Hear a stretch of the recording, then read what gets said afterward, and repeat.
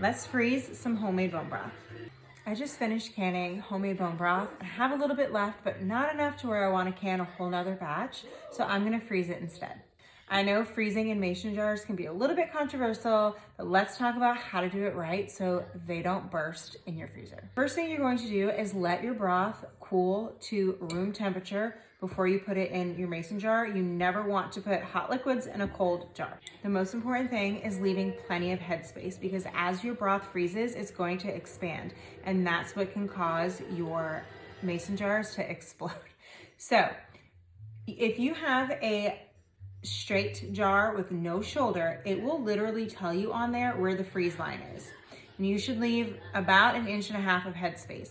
If yours has a little shoulder like mine does, you want to fill it to the shoulder and not past that shoulder where it gets more narrow. So let's go ahead and fill them up now.